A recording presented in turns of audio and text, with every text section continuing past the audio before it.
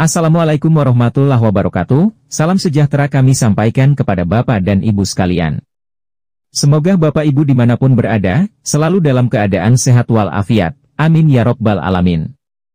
Nah, baik Bapak dan Ibu, untuk lebih lanjut, mari kita simak dan cermati bersama ulasan dalam video berita ini hingga akhir, agar supaya Bapak dan Ibu dapat memperoleh informasi atau berita secara lengkap dan tidak gagal paham.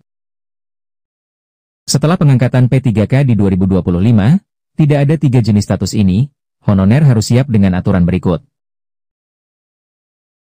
Pengangkatan honorer menjadi pegawai pemerintah dengan perjanjian kerja dilaksanakan paling lambat Oktober 2025. Berdasarkan data Badan Kepegawaian Negara per 21 April 2025, formasi P3K tahap 2 hanya tersedia 328.542 saja.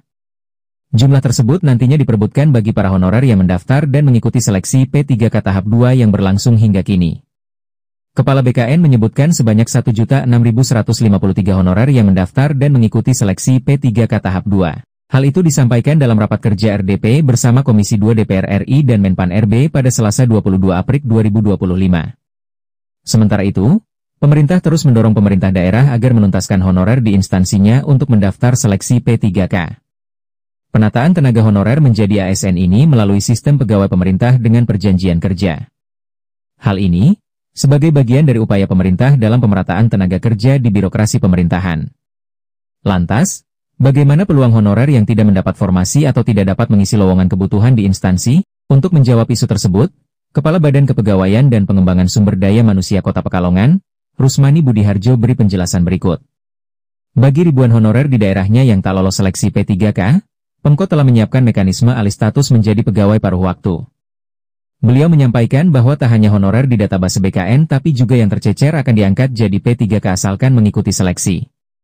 Semua honorer dengan kriteria masa pengabdian tanpa putus minimal 2 tahun kerja, baik yang masuk pendataan Badan Kepegawaian Negara maupun tercecer diharapkan ikut seleksi P3K. Mereka semuanya akan diangkat P3K dan mendapatkan nomor induk pegawai, jelas Rusmani Budiharjo. Dari awal, Menpan RB Rini Widiantini juga menegaskan honorer cukup mendaftar dan mengikuti tahapan seleksi P3K. Selanjutnya, honorer yang lulus mendapat formasi di instansi diangkat menjadi P3K penuh waktu. Sedangkan, honorer yang tidak mendapat lowongan kebutuhan di instansi maka tetap diangkat menjadi P3K paruh waktu. Kemudian, ada hal penting yang harus diingat bahwa tahun 2025 sudah tak ada lagi yang namanya tenaga honorer. Dan, juga 3 status ini sudah tidak diberlakukan lagi dalam pemerintahan yaitu 1. Pegawai tidak tetap, 2. Guru tidak tetap, 3. Pegawai non-aparatur sipil negara. Per Januari 2025, tidak ada lagi namanya honorer, pegawai tidak tetap, guru tidak tetap, non-aparatur sipil negara, ucap Rusmani Budiharjo. Beliau mengatakan, P3K paruh waktu adalah skema menghindari pemutusan hubungan kerja atas penghapusan tenaga honorer pada 28 November 2023. Jadi, honorer yang tidak terakomodir dalam formasi P3K akan diangkat sebagai P3K paruh waktu. Untuk gaji yang diterima P3K paruh waktu disesuaikan dengan pendapatan yang diterima honorer saat ini.